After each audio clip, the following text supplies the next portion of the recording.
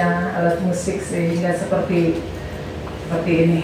Biar kita boleh datang kepada Tuhan, apapun itu kita persembahkan. Amin.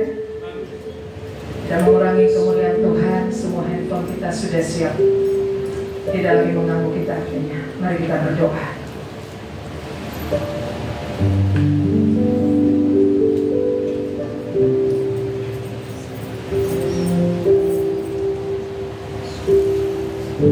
Segala pujian syukur kami bagi-Mu ya Tuhan. Tidak ada yang terbaik yang kami persembahkan selain hidup kami, selain tubuh kami Tuhan. Sehingga dimanapun tubuh kami ada, di situ kami menyembah-Mu. Tidak bermasalah kami menyembah-Mu, tapi di mana tubuh kami, di situ kami boleh menyembah Tuhan. Terima kasih Tuhan untuk keberadaan kami terkhusus. Kami persembahkan kepada-Mu. Berdaulatlah atas segala sesuatu Tuhan. Dan kemuliaan-Mu menjadi tunduk bagi kami.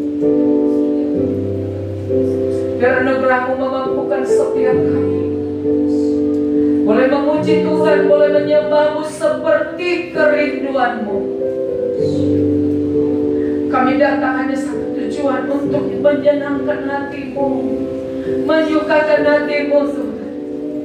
Sepanjang minggu kami boleh beribadah pribadi, keluarga,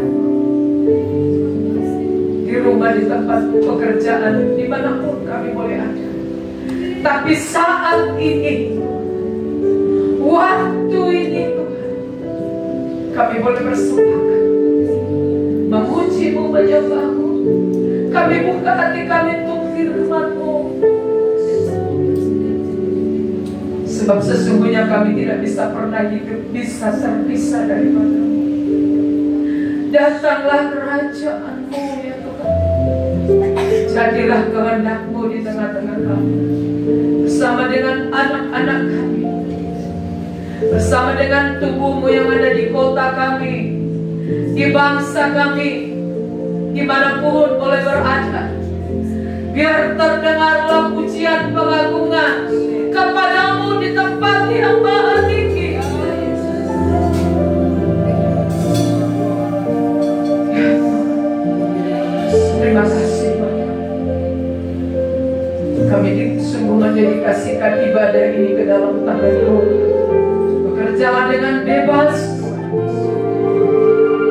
Kau menguasa tunggal di tempat ini bagi kami. Kami bersyukur Tuhan. Di dalam nama Yesus kami berdoa dan mengucap syukur. Kami menyambut Engkau. Sambutlah juga persembahan kami Tuhan. Haleluya.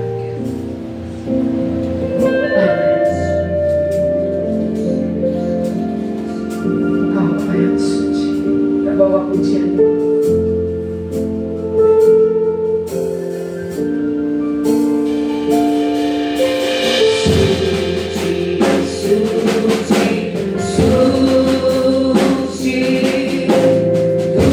Tuhan Maha Kuasa.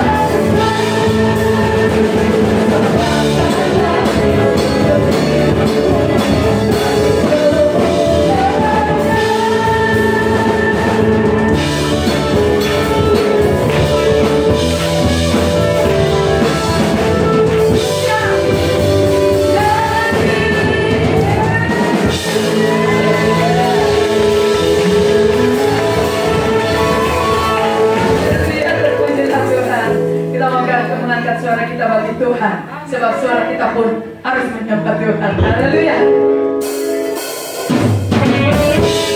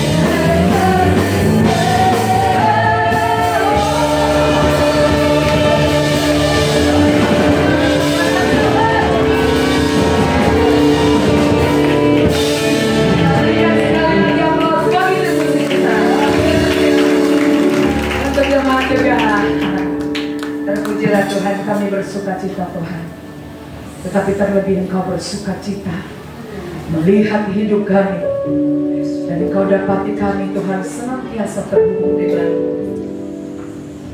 Terima kasih Tuhan. Kami mau menyambut Engkau.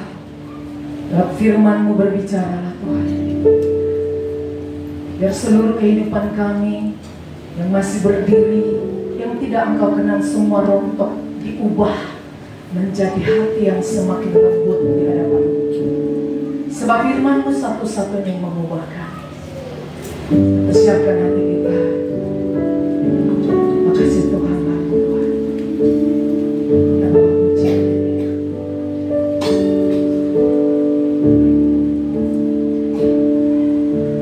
Firman-Mu kita bagi kakiku, terang bagi jalanku.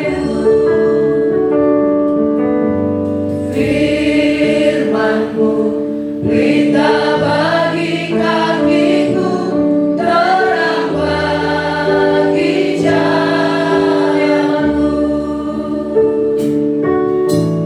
Firman-Mu kita bagi kakiku, terang bagi jalanku.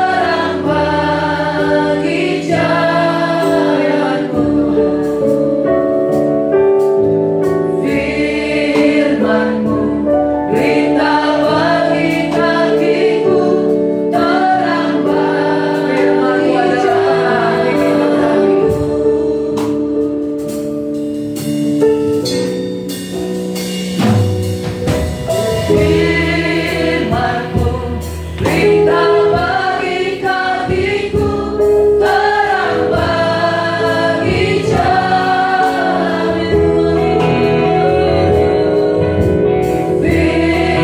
Firman-Mu kita bagi kakiku, terang bagi jalanku.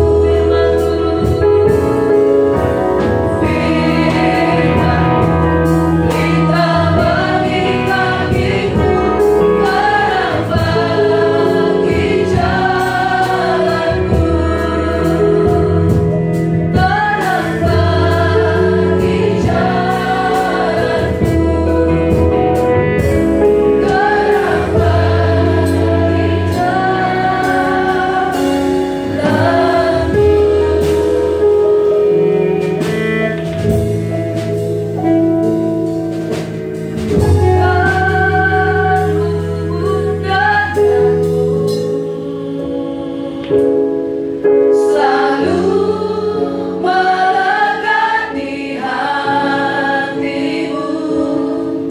Firman-Mu itulah dasar hidupku, yang berdaulat atas terhubung denganmu. Selalu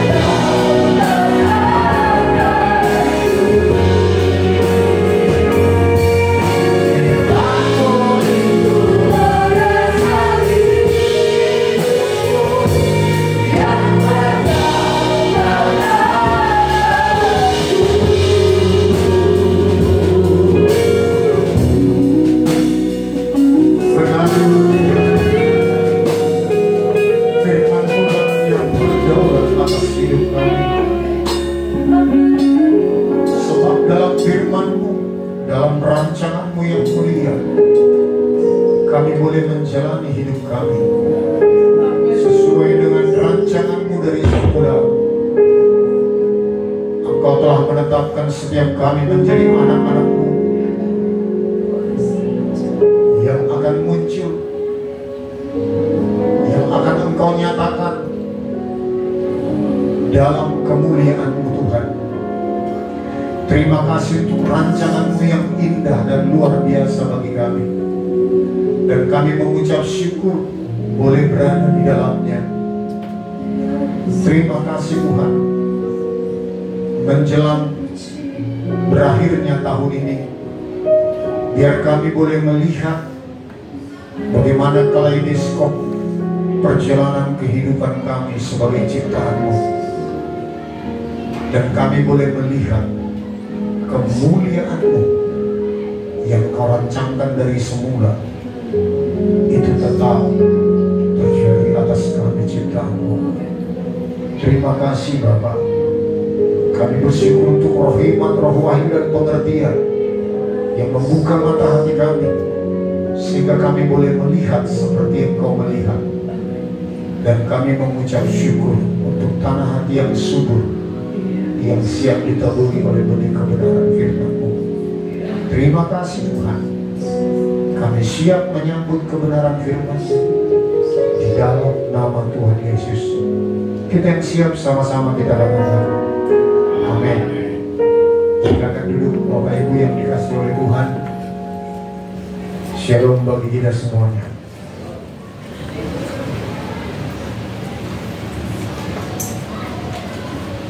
Seberapa banyak kita yang sudah menjalani hari Natal demi Natal? Oh, cuma sedikit ya. Nah, kira-kira apa topik yang boleh kita dapatkan dari perayaan Natal yang kita terima, yang kita jalani? Apakah melulu hanya memperingati hari kelahirannya Tuhan Yesus? Sekali lagi saya ingatkan ya, jangan kita sama seperti orang Farisi dan ahli Taurat. Waktu di zaman Tuhan Yesus lahir, mereka tahu bahwa Yesus itu datang sebagai Mesias. Tetapi sama seperti ke-12 muridnya, mereka tidak siap ketika Yesus sebagai Mesias itu harus mengalami penderitaan.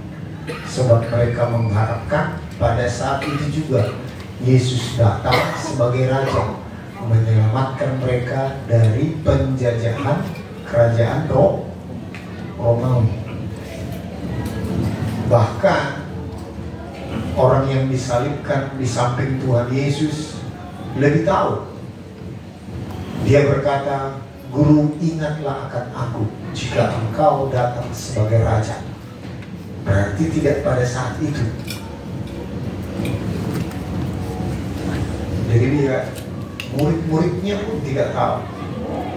Padahal ini agak ramai ya.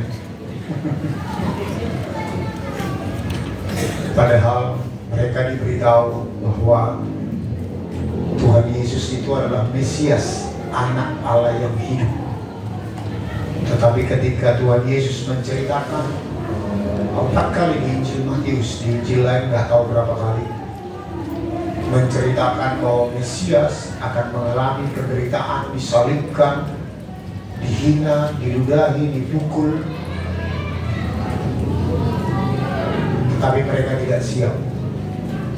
Mereka tidak siap menerima kenyataan itu.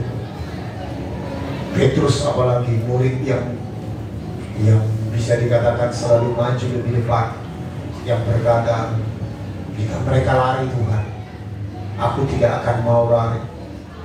Aku akan bersama-sama dengan Engkau.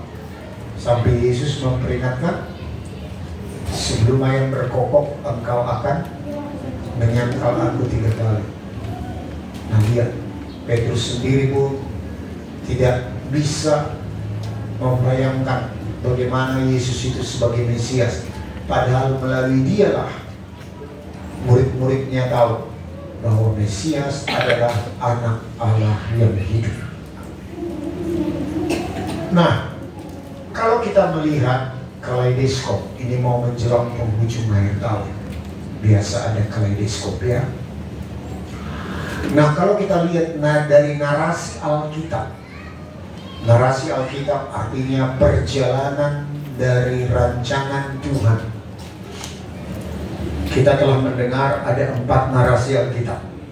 Yang pertama adalah masih penciptaan. Bagaimana rancangan Tuhan menciptakan manusia. Dimulai dari Efesus 1 ayat 3 sampai 5. Bahwa dari semula Tuhan merancangkan segala berkat rohani diberikan kepada kita anak-anaknya, supaya kita menjadi anak-anaknya. Lalu yang kedua, apakah mulus begitu saja rancangan Tuhan itu? Enggak. Yang kedua adalah manusia jatuh dalam dosa, kejatuhan manusia. Nah, mari ingat, kita jangan agamawi lagi berpikir tentang kejatuhan manusia. Manusia tidak jatuh dari sorga seperti malaikat. Manusia jatuh dari kemuliaan Allah. Sebab semua orang telah jatuh dalam dosa dan kehilangan kemuliaan Allah. Nah, sehingga waktu manusia jatuh dalam dosa, Tuhan langsung bernubuat. Kejadian pasal 3 dikatakan, keturunanmu akan meremukkan kepala ular tersebut. Dia bernubuat langsung kedatangan Mesias 2000 tahun yang lalu. Nah, sebelum kita dikembalikan kepada kemuliaan Allah, kita harus ditebus. Kita harus terhubung kembali seperti pujian kita yang terakhir tadi. Kita harus terhubung kembali dengan Tuhan. Dia harus menemukan kembali penyembah-penyembah dalam roh dan kebenaran. Nah, kita diciptakan serupa dan segambar dengan Dia. Minggu yang lalu kita belajar bahwa kita berharga di matanya dan mulia. Amin. Masih ada yang ingat? Kita berharga dan mulia. Nah, sebab itu ketika kita jatuh dalam dosa, Tuhan turun. Tuhan turun. Makanya pemazmur mengatakan, apakah manusia sehingga engkau mengingatnya? Apakah manusia sehingga engkau mengindahkannya? Engkau menjadikan dia hampir sama seperti Allah. Dalam Mazmur pasal 8 dikatakan demikian. Nah, jadi begitu mulia, begitu hormat kita di pandangan Tuhan. Jadi kalau kita terkikis oleh pandangan-pandangan dunia ini, orang-orang di sekitar kita memandang kita sama seperti status sosial kita. Ya, status sosial dia sebagai apa? Sebagai karyawan. Sebagai apa? Kita diukur oleh manusia sebagai status sosial. Ah, dia itu karyawan saja kok. Oh, dia itu begini aja kok. Tetapi ingat, di mata Tuhan kita berharga dan mulia. Bahkan dikatakan diciptakan hampir sesuai dengan Elohim. Wah, itu luar biasa. Itu luar biasa. Jadi mari kita lihat, sebelum kita dipermuliakan, dikembalikan kepada kemuliaan Allah, kita harus ditebus. Itulah yang kita peringati Natal demi Natal, hari-hari terakhir ini, yaitu Tuhan Yesus lahir ke dunia untuk menebus setiap dosa dan pelanggaran kita. Tapi ingat bahwa tujuan Tuhan yang sempurna bukan hanya untuk menebus dan menyelamatkan kita, tetapi untuk mengembalikan kita, memulihkan kita kembali kepada kemuliaan Allah, untuk menerima kemuliaan Allah. Jadi sesuatu yang di belakang, yaitu penciptaan, jatuhnya ada manusia dalam dosa, dan penebusan, semua telah terjadi. Tetapi kemuliaan yang akan kita terima, bahkan mulai daripada gereja perjanjian baru di zaman Pentakosta sampai nanti kerajaan kekal selama-lamanya, kita akan hidup dalam kemuliaan Allah. Amin. Nah, kenyataan ini memang masih di depan mata kita, belum terjadi dan akan terjadi. Semuanya itu seperti mimpi, karena kita masih berharap. Ingat 3 peristiwa tadi: penciptaan, kejatuhan manusia dalam dosa, penebusan Yesus di kayu salib telah terjadi. Tinggal yang terakhir, pemulihan. Dikembalikan kita untuk kemuliaan Allah. Tinggal itu narasi Alkitab yang belum digenapi. Amin. Tinggal itu. Nah, bagaimana kita caranya untuk menggenapinya? Nah, Paulus menasihatkan dari Kolose pasal 3 ayat 1. Coba mari kita lihat Kolose pasal 3 ayat 1.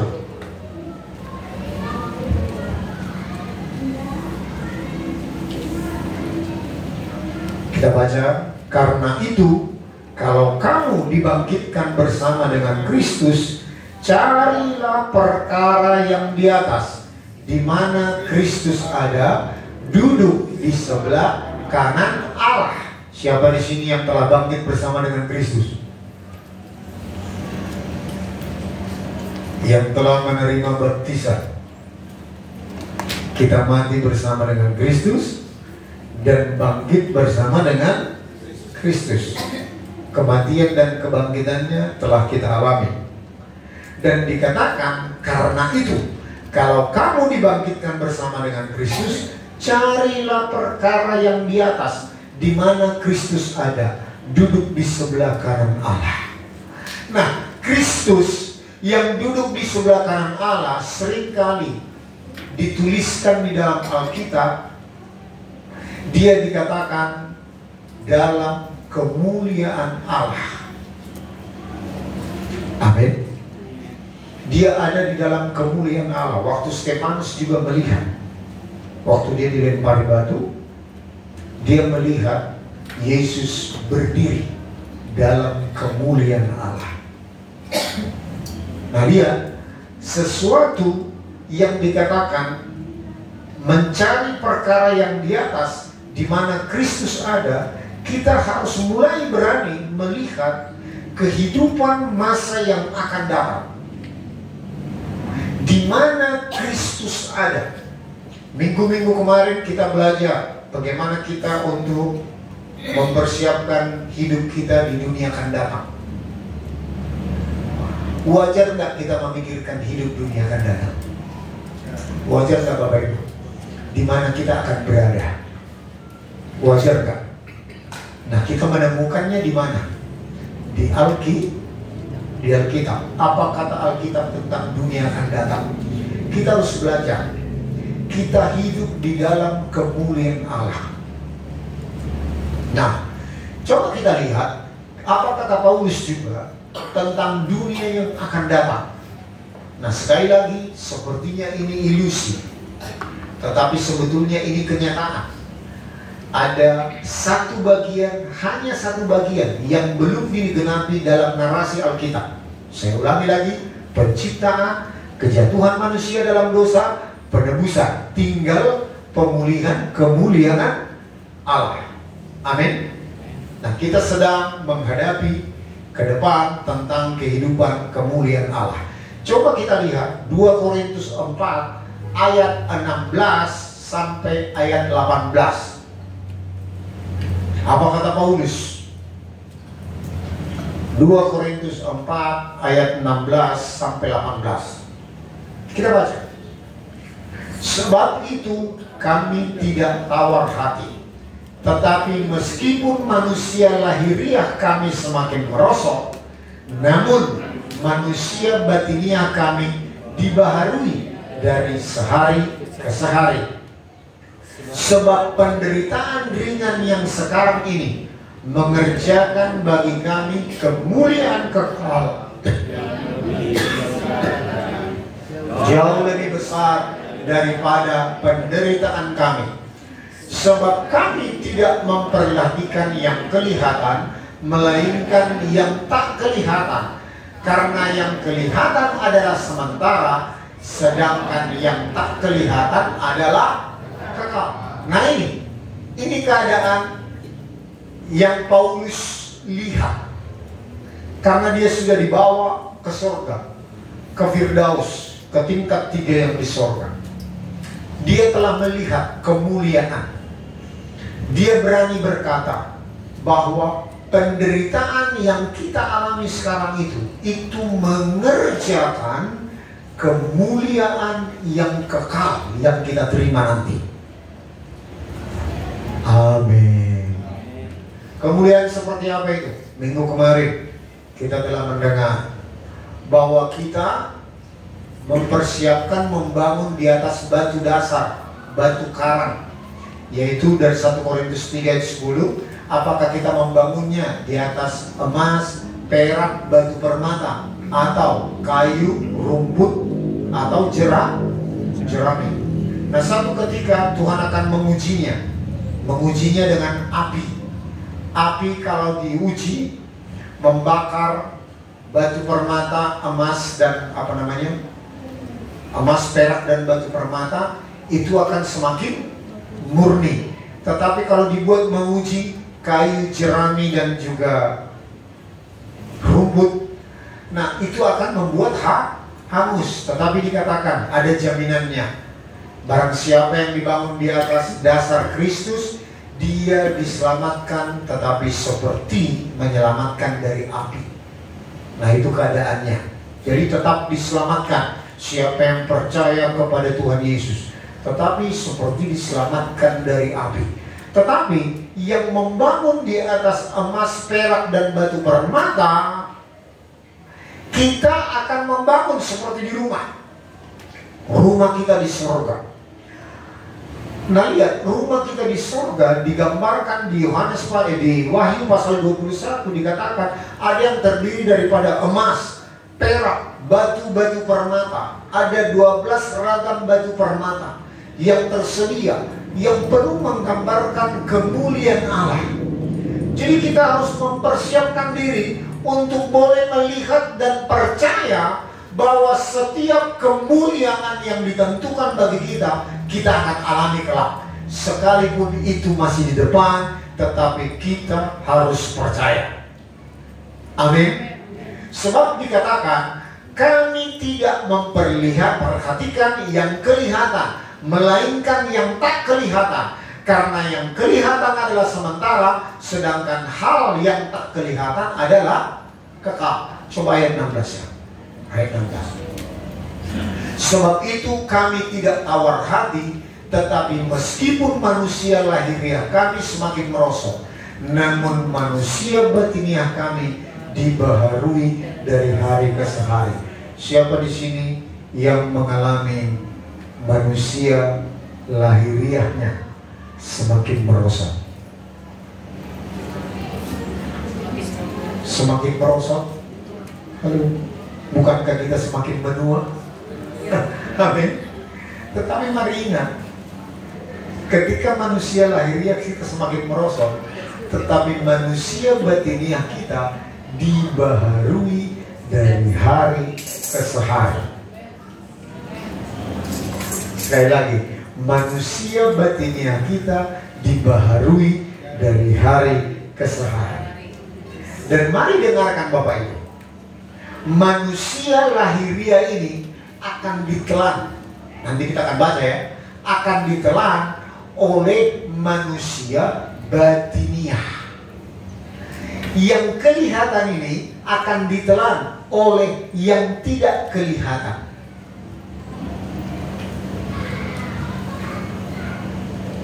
Bisa nangkap enggak ini? Waktu kita nanti masuk dalam pengangkatan, sekalipun kita yang sudah meninggal sebelum pengangkatan, ataupun kita belum meninggal waktu Tuhan mengangkat kita, manusia lahiriah kita ini akan diubah menjadi manusia batiniah, yaitu tubuh kemuliaan. Amin. Sebab tubuh kemuliaan inilah yang bisa hidup kekal selama-lamanya. Nah, kita harus bisa memahami ini. Kita harus bisa menemui pemikiran kita yang dibaharui dari hari ke hari. Jadi kita jangan berpikir sama seperti hidup kita sekarang. Di zaman nanti, di kerajaan kekal selama-lamanya, ingat, dosa tidak ada lagi. Saya perlu ingatkan ya, supaya kita boleh menghayal, mengimajinasikan, merenungkan tentang masa depan kita. Dosa tidak ada lagi. Dampak dosa tidak ada lagi. Yang ketiga yang paling penting adalah iblis tidak ada lagi. Wah, kira-kira keadaan di kerajaan kekal selama-lamanya keadaan yang sangat berbahagia atau tidak? Siapa Bapak Ibu yang sering menonton di YouTube tentang negara Swiss? Negara Swiss dikatakan memiliki keadaan yang sangat makmur. Masyarakatnya punya gaji 100 juta lebih per bulan. Sangat makmur. Kalau diberikan pilihan, mau ke Swiss atau mau ke surga? Di Swiss masih ada dosa, amin. Di Swiss masih ada setan, masih ada iblis. Di Swiss masih ada dampak dosa. Di surga nggak ada lagi. Mari kita merindukan bersama-sama hidup dalam kemuliaan Allah. Mari kita berikan kemuliaan kepada Allah. Di sanalah kehidupan tidak ada penderitaan, tidak ada lagi air mata, tidak ada lagi sakit penyakit, tidak ada iri hati, tidak ada dendam. Coba kita bayangkan semua kebenaran firman Tuhan, di mana Tuhan memerintahkan kita hidup dalam kebenaran, dari kebenaran kepada kebenaran. Bayangkan itu semuanya sedang terjadi dalam hidup kita, dalam lingkungan kita, sesama makhluk surgawi. Kira-kira nyaman apa tidak? Hah? Penuh sukacita, sehat walafiat, tidak mengalami sakit, tidak mengalami penderitaan, tidak ada nganggur, semua bekerja. Kita bahkan melampaui yang disebut bonus demografi. Amin. Bayangkan kita dalam keadaan seperti itu, hidup dalam kekekalan selama-lamanya. Itu wajar nggak kita bayangkan? Wajar nggak kita renungkan? Itu yang membuat kita semangat, seperti Paulus mengatakan bahwa penderitaan yang kami alami sekarang mengerjakan kemuliaan yang akan kami terima. Itulah hidup dalam kemuliaan. Hidup tidak ada lagi penderitaan. Jadi kalau kita mengalami penderitaan di bumi ini, mari kita ingat, itu sedang mengerjakan kemuliaan kekal yang akan kita terima kelak di dalam kerajaan surga. Amin. Nah, coba kita buka Roma 8 ayat 18. Nanti sampai 23 ya, tapi satu-satu dulu ayatnya. Roma 8 ayat 18. Kita baca ya. Sebab aku yakin bahwa penderitaan zaman sekarang ini tidak dapat dibandingkan dengan kemuliaan yang akan dinyatakan kepada kita. Jadi benar nggak kita berani merenungkan kemuliaan, hidup dalam kemuliaan? Walaupun itu belum terjadi. Lihat 3 bagian di Alkitab. Sekali lagi saya ulang, supaya meneguhkan iman kita. Penciptaan, kejatuhan manusia dalam dosa, dan penebusan telah digenapi. Tinggal mengalami pemulihan akan kemuliaan Allah. Itu ada di depan kita. Jadi wajar kita membayangkan, wajar kita mengimajinasikan, supaya kita bisa hidup dalam kemuliaan Allah. Amin. Kita berani membayangkan sesuatu yang mau terjadi dalam hidup kita. Nah, siapa di sini yang berencana pulang kampung Natal atau tahun baru ini? Coba angkat tangan. Hah? Iya. Sudah mulai membayangkan bagaimana hidup di kampung? Hah? Coba yang angkat tangan tadi.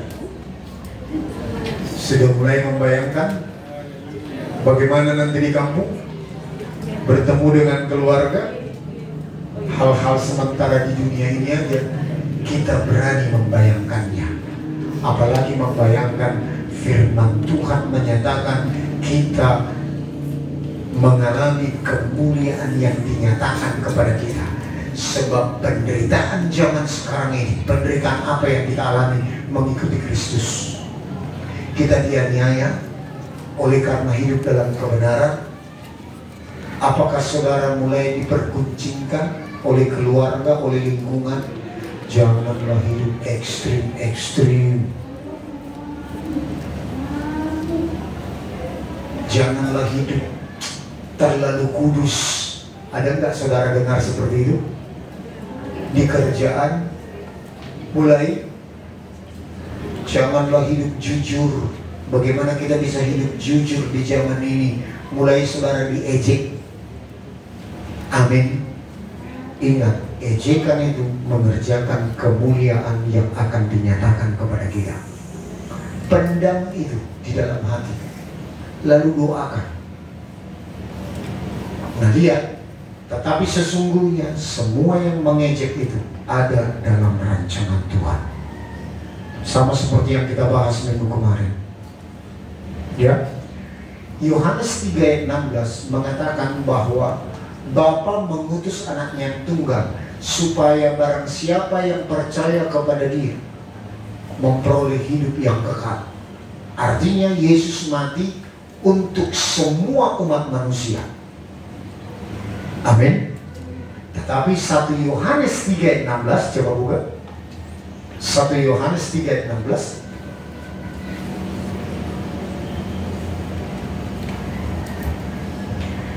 Demikianlah kita ketahui kasih Kristus, yaitu bahwa Ia telah menyerahkan nyawanya untuk kita, seisi dunia. Jadi kita pun wajib menyerahkan nyawa kita untuk saudara-saudara kita.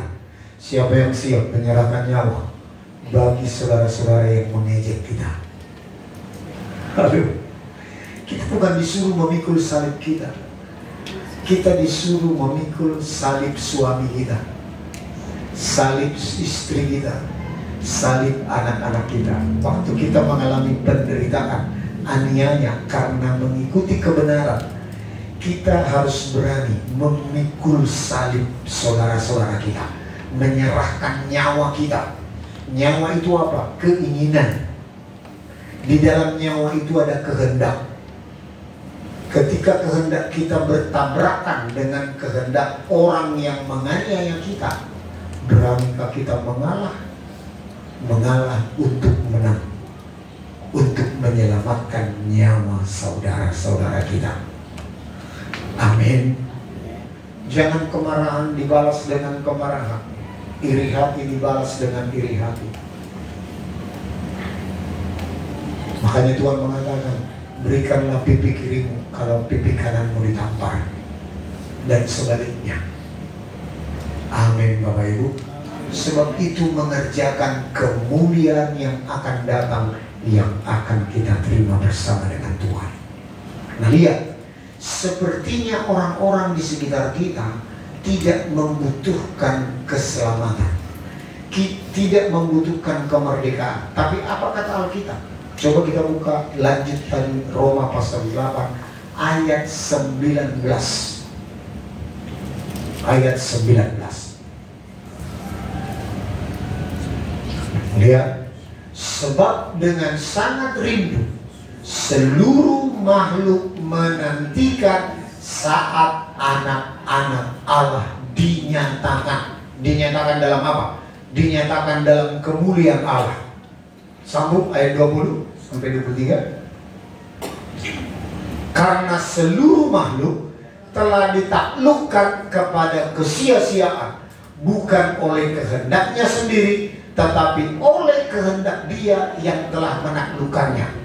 Ini merujuk kepada waktu Tuhan mengutuk tanah. Terkutuklah tanah karena engkau. Ini menunjuk kepada Adam. Jadi telah ditaklukkan kepada kesia-siaan. Nah lihat, karena seluruh makhluk telah ditaklukkan kepada kesia-siaan, bukan oleh kehendaknya sendiri, tetapi oleh kehendak Dia yang telah menaklukkannya. Ayat 21. Tetapi dalam pengharapan, karena makhluk itu sendiri juga akan dimerdekakan dari perbudakan kebinasaan dan masuk ke dalam kemerdekaan kemuliaan anak-anak Allah. Siapa yang pernah berpikir bahwa binatang peliharaan kita, anjing juga ada di surga? Halo?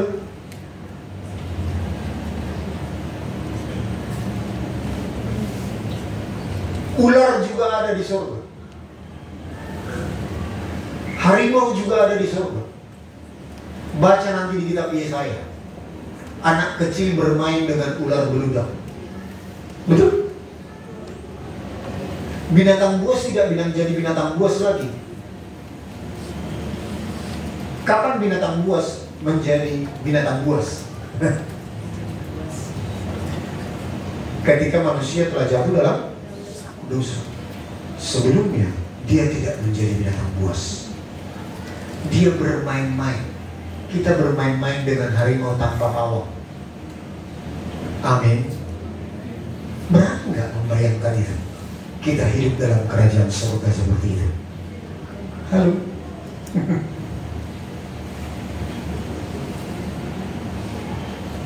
Sebab karena makhluk itu sendiri juga akan dimerdekakan dari perbudakan kebinasaan dan masuk dalam kemerdekaan kemuliaan anak-anak Allah. Kemerdekaan kemuliaan anak-anak Allah hidup dalam kerajaan kekal selama-lamanya. Tidak ada lagi ancaman karena takut mati diterkam binatang buas. Anak-anak saja, anak-anak bayi dikatakan bermain-main dengan ular beludak. Nanti baca tentang Yerusalem baru, tentang langit bumi yang baru di kitab Yesaya. Itu dituliskan, itu dinubuatkan. Jadi mari kita lihat, semua bahkan makhluk, bukan hanya manusia, merindukan semua anak-anak Allah dinyatakan dalam kemuliaan Allah. Ayat 23. 22 ya. Sebab kita tahu bahwa sampai sekarang segala makhluk sama-sama mengeluh dan sama-sama merasa sakit bersalin. Coba lanjut.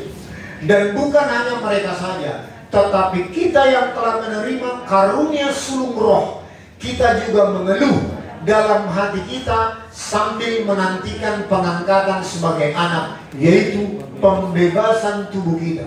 Siapa di sini yang mengalami penderitaan oleh karena manusia lahiriah kita, manusia jasmani kita? Kita mengalami penderitaan kan? Kurang tidur kita ngantuk. Saya kurang tidur, tadi malam susah tidur saya. Padahal Natal di tempat ini. Istri saya, anak saya, siapa? Amsal, itu lama tidurnya. Dan juga pemain musik harus datang lagi pagi-pagi mereka. Kita mengalami penderitaan. Di dunia ini kita wajar mengalami penderitaan. Tetapi lihat, kita semua merindukan yaitu pembebasan hidup dalam penderitaan. kita secara lahiriah, yaitu apa? Pembebasan tubuh kita dari penderitaan itu, yaitu ketika nanti tubuh kita yang jasmani ini diubahkan Tuhan menjadi tubuh kemuliaan. Kalau kita tidak berani membayangkan, mengimajinasikan, itu tidak menjadi pengharapan bagi kita. Jadi bayangkan kita mengalami tubuh kemuliaan. Bayangkan kita mengalami tubuh kemuliaan. Kita hidup di dalam Kristus. Kita hidup dalam pengharapan akan kemuliaan. Kolose 1 ayat 27 mengatakan Kristus adalah pengharapan akan kemuliaan. Nah, coba kita lihat peristiwa sederhana saja. Di dalam Lukas 24 ayat 42. Waktu itu Yesus mengunjungi murid-muridnya. Waktu itu Yesus mengunjungi murid-muridnya. Mereka belum percaya bahwa Yesus telah bangkit. Lukas 24 ayat 42. Nah, waktu itu Yesus menembus tembok. Lalu ketika dia berkata, apakah kalian tidak percaya bahwa ini adalah aku? Aku bukan hantu. Hantu itu tidak berdaging. Tapi rabalah. Dia menunjukkan tangannya yang berlubang. Aku. Rabalah aku. Aku ada tubuh. Itu adalah tubuh kemuliaan. Tubuh kemuliaan, tubuh kebangkitan. Begitulah tubuh kita nanti. Ketika kita dibangkitkan, diubah menjadi tubuh kemuliaan. Nah, lalu dikatakan hantu tidak memiliki tubuh, tidak memiliki tulang. Tetapi aku adalah Tuhan. Nah, adakah di antaramu yang memiliki lauk pauk? Lalu mereka memberikan kepadanya sepotong ikan goreng. Lalu ikan goreng dimakan Tuhan Yesus. Ikan goreng itu adalah benda yang lahiriah. Betul? Benda yang lahiriah. Sementara tubuh Tuhan Yesus, tubuh kemuliaan Allah. Nah, waktu ikan goreng itu masuk ke dalam tubuh kemuliaan Allah, lalu waktu Yesus keluar lagi dari ruangan itu, ikan gorengnya nyangkut nggak di tembok? Nyangkut nggak? Lihat bagaimana tubuh lahiriah ikan goreng itu di dalam tubuh kemuliaan itu menjadi hal yang rohaniah. Kita bisa nggak seperti ikan goreng? Kristus adalah pengharapan akan kemuliaan. Makanya waktu Tuhan berkata, sampai sekarang engkau belum meminta sesuatu kepadaku di dalam namaku.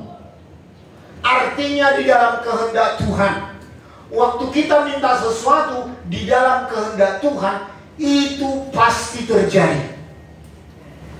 Amin. Itu pasti terjadi.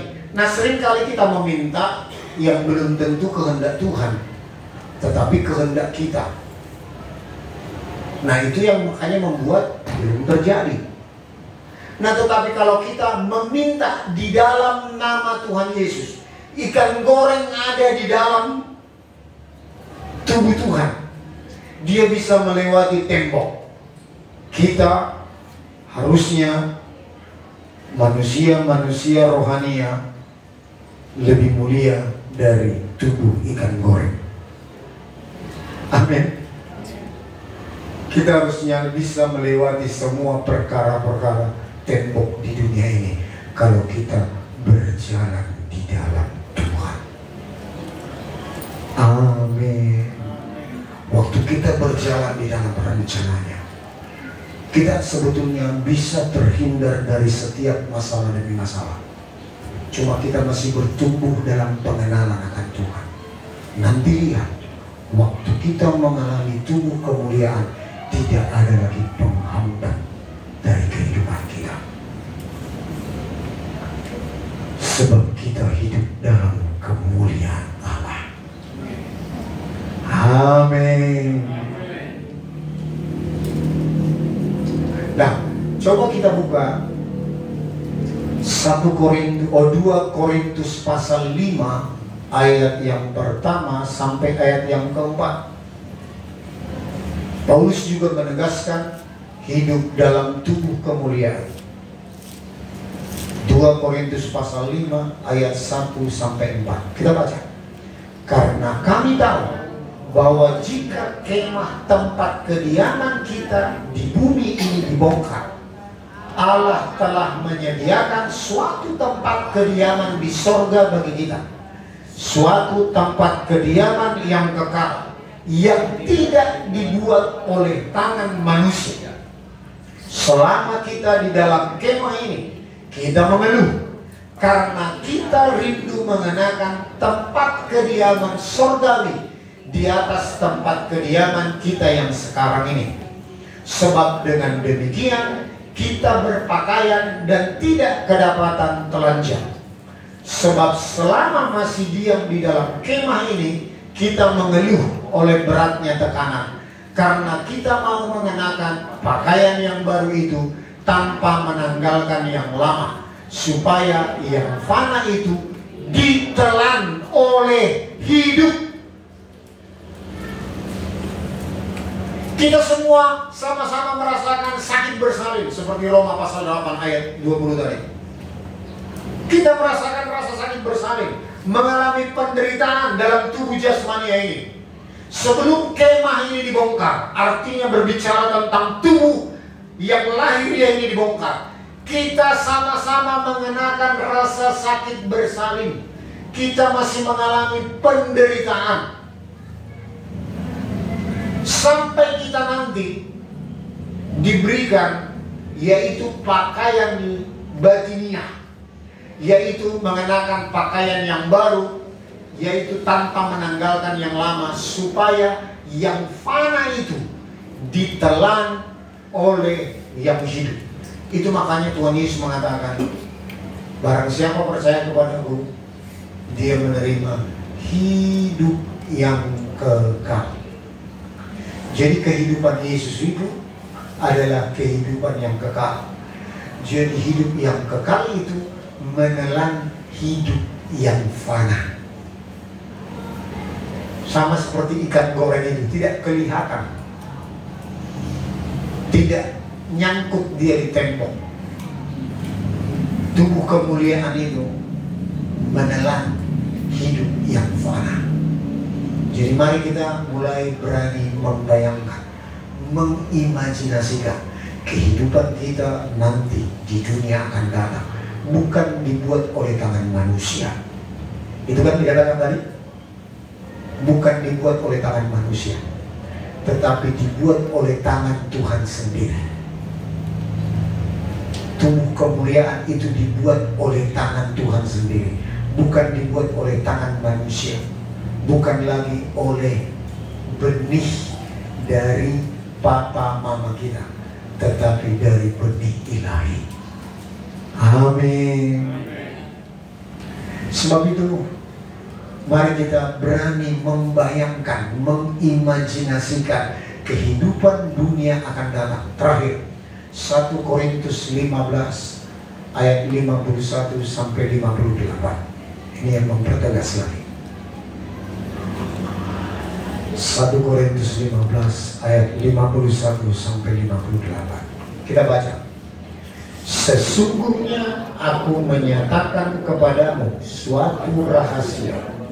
Kita tidak akan mati semuanya, tetapi kita semuanya akan diubah dalam sekejap mata, pada waktu bunyi nafiri yang terakhir.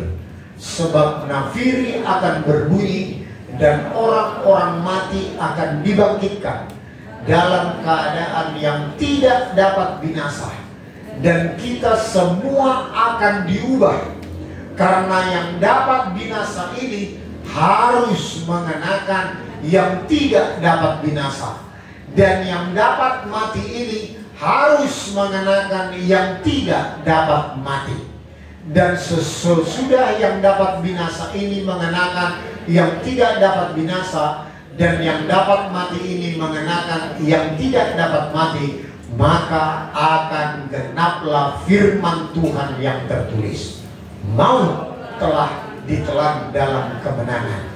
Hai maut, di manakah sengatmu? Di manakah kemenanganmu? Hai maut, di manakah sengatmu? Sengat maut ialah dosa, dan kuasa dosa ialah hukum Taurat.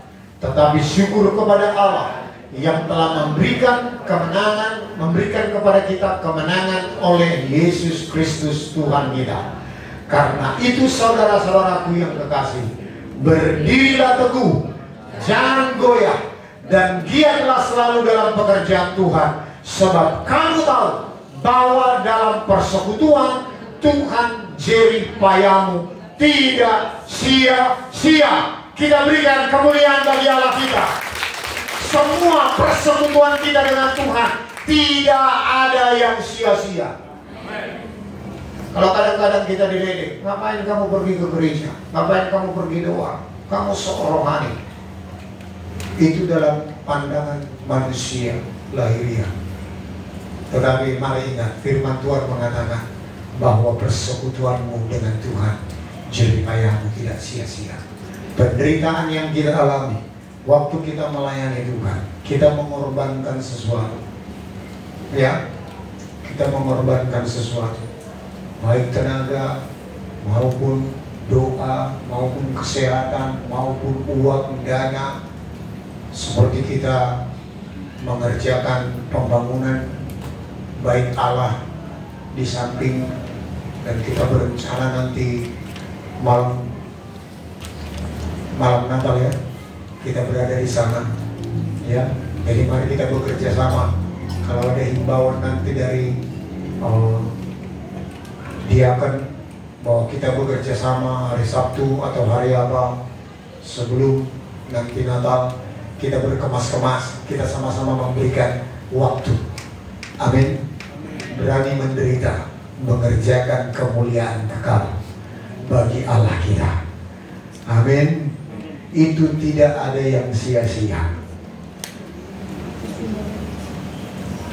Jadi mari kita perhatikan bahwa ini adalah bagian Alkitab yang terakhir. Kalau 3 bagian Alkitab, narasi Alkitab, rancangan Allah telah digenapi. Saya ulang lagi, penciptaan, kejatuhan manusia dalam dosa, penebusan telah digenapi oleh Tuhan. Tinggal pemulihan, kemuliaan, kembalinya kerajaan kekal selama-lamanya. Tinggal ini yang mau kita genapi. Mari kita berani menerima dan percaya.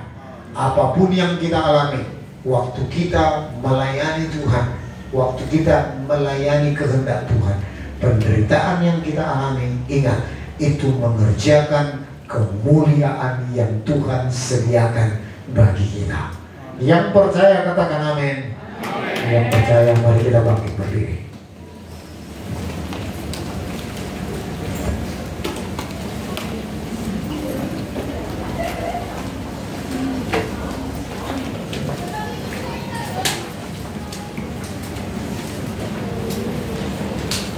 Kita bawa pujian dari kasih-Mu.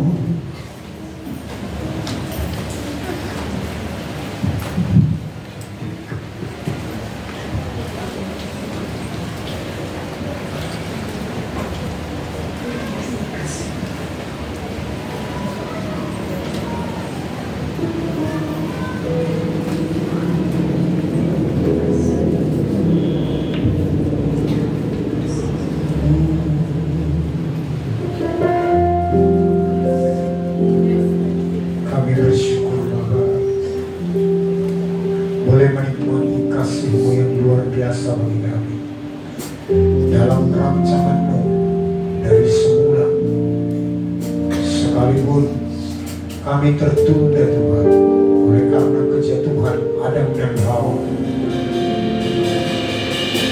tapi Engkau datang menebus kami untuk mengembalikan kami dalam kasih-Mu kepada kemuliaan akan kami alami Tuhan. Kasih-Mu layakkan seluruh hidupku, mampukan ku melakukan yang Kau inginkan. Tak bisa ku terlepas, Kau menggenggam tanganku, ingin lebih mengenal pribadi-Mu. Kasih-Mu layakkan seluruh hidupku, mampukan ku melakukan yang Kau inginkan. Tak bisa ku terlepas, Kau menggenggam tanganku, ingin lebih mengenal pribadi-Mu. Berhubung denganmu, selalu melengkapi hatimu. Firman-Mu itulah dasar hidupku, yang penuh bertanda.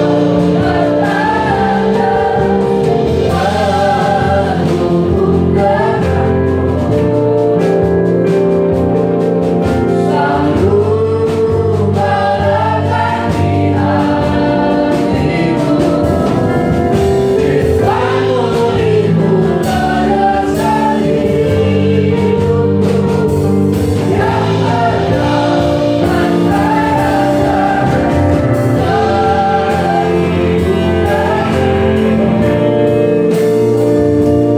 selalu melengkapi hatimu.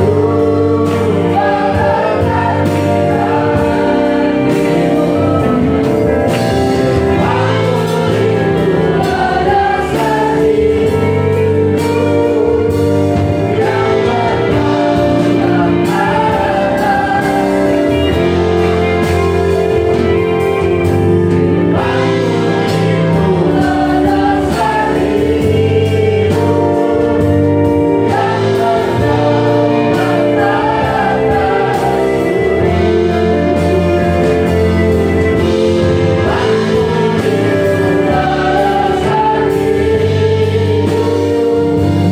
yang penuh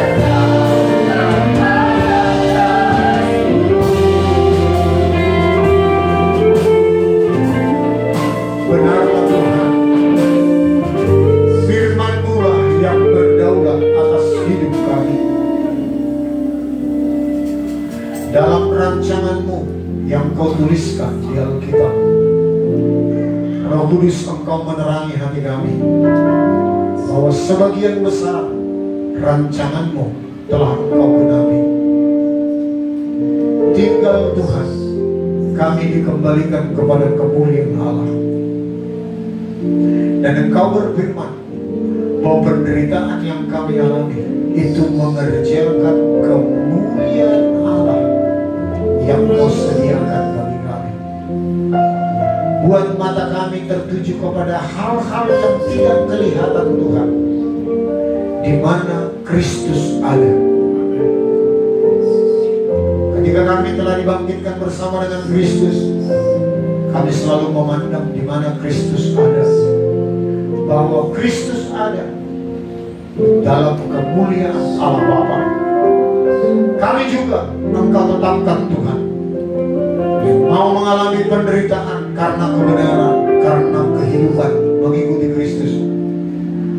Kami pun akan menerima kemuliaan yang Kau sediakan bagi kami. Mulai daripada tubuh kami yang akan diubahkan menjadi tubuh kemuliaan. Kami tidak akan mengalami penderitaan lagi. Sekalipun tubuh lahiriah kami semakin merosot dari hari ke hari, tetapi tubuh batiniah kami dibaharui dari hari ke hari. Kami bersyukur Engkau memberikan kepada kami masa depan yang pasti, yang penuh pengharapan, hidup penuh kelimpahan, yaitu hidup dalam kemuliaan-Mu. Terima kasih Bapa. Kami bersyukur untuk kebenaran firman-Mu. Firman-Mu Dialah yang berdaulat atas hidup kami. Itulah yang menjadi dasar kehidupan kami. Kami bisa kuat menghadapi hari-hari terakhir ini. Hari-hari di mana dunia ini semakin merosot, semakin jatuh dalam dosa. Tetapi itu menggambarkan kami bahwa kami dirindukan oleh seluruh makhluk. Bukan hanya manusia Tuhan, tetapi seluruh makhluk menantikan kami anak-anak Allah dinyatakan dalam kemuliaan Allah. Terima kasih Bapa. Terima kasih Roh Kudus, biar Engkau berbicara secara pribadi, lepas pribadi bagi kami, supaya kami semakin mengerti, memahami, sehingga kami memiliki iman yang benar. Kami tidak mengalami kemunduran secara rohani oleh karena penderitaan mengikut Engkau, tetapi kami mengalami kebahagiaan karena penderitaan mengerjakan kemuliaan yang akan kami terima kelak Tuhan. Terima kasih meteraikan kebenaran firman-Mu di dalam hidup kami Tuhan. Di dalam nama Tuhan Yesus, kita yang diberkati dengan kebenaran firman Tuhan, sama-sama kita katakan amin. Amin. Silakan duduk Bapak Ibu. Mari saya persilakan Mari dia akan memberikan pengumuman.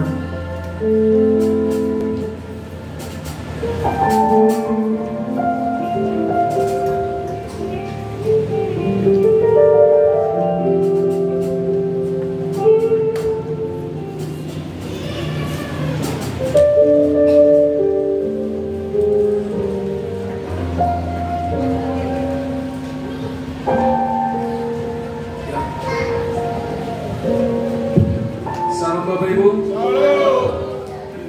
Pujilah Tuhan, firman Tuhan memberkati kita pada siang hari ini. Saudara diberkati. Amin. Ilmuwan buat kita di bulan 12 ini tidak banyak Bapak Ibu, karena sudah banyak kegiatan kita diliburkan. Bukan berarti kita libur, ketemu dengan Tuhan. Amin saudaraku. Kita tetap topang saudara kita yang lemah di rumah sakit, dan kita tetap topang pembangunan gereja kita, supaya pembangunan gereja kita mencapai yang terbaik untuk kita sampai tanggal 24 merayakan Natal di sana ya. Supaya yang terbaik dapat kita capai di sana. Bukan berarti itu finish ya. Yang terbaik sampai tanggal 24 dapat kita lakukan. Sebagai tambahan lagi, nanti bagi kita setiap panitia Natal untuk tinggal setelah ibadah ini ada sesuatu yang akan dibicarakan. Demikian pengumuman buat kita saudaraku. Selamat hari Minggu, Tuhan Yesus memberkati. Dijemput kita bersama-sama.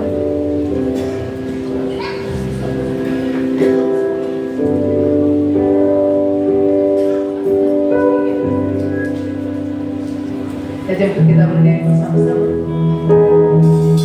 sambil membawa persembahan.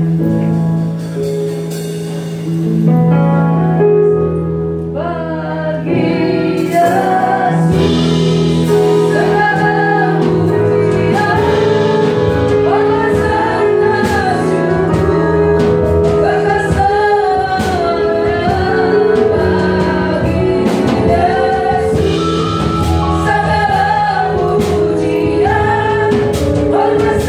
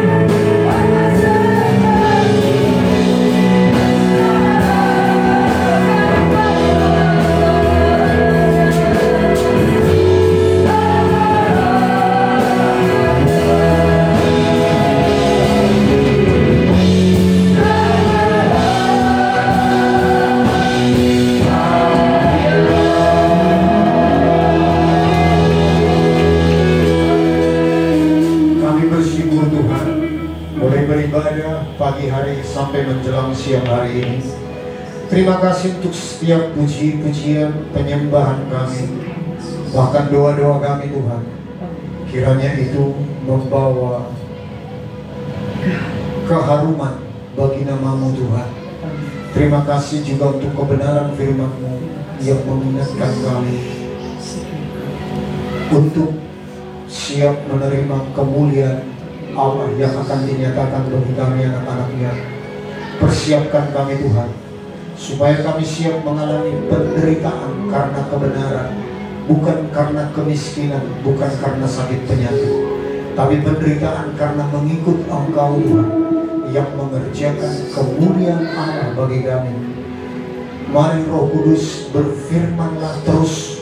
Sepertinya kami masih sampai mengimajinasikan, membayangkan, belum mengalami Tuhan. Tetapi kami percaya ke depan kami akan mengalami, sampai tubuh kami diubah menjadi tubuh kemuliaan, sampai kami hidup dalam kerajaan kekal, hidup dalam kemuliaan Allah. Di sanalah kami ada, hidup kekal bersama-sama dengan Engkau. Terima kasih Tuhan, menteraikan kebenaran firman-Mu, sehingga boleh kami alami dalam kehidupan kami, ketika kami ada di dalam keluarga kami, rumah tangga kami, di dalam sekolah, dalam pekerjaan, dalam setiap usaha kami. Engkau Tuhan yang melindungi, yang memberikan penyediaan-Mu bagi kami. Terima kasih Tuhan. Kami angkat kedua tangan kami sebelum kami berpisah. Biarlah kami boleh menerima berkat daripada-Mu. Tuhan menghadapkan wajah-Nya kepada-Mu, dan Tuhan menyinari engkau dengan wajah-Nya, memberikan engkau kasih karunia, damai sejahtera, anugerah yang berlimpah-limpah dari Allah Bapa di dalam Anak yang tunggal Tuhan Yesus Kristus, dan persekutuan yang manis buat kuasa Roh Kudus menyertai kita sekalian dari saat ini sampai Maranatha, bahkan sampai kekal selama-lamanya. Kita yang diberkati dan diutus kembali menjadi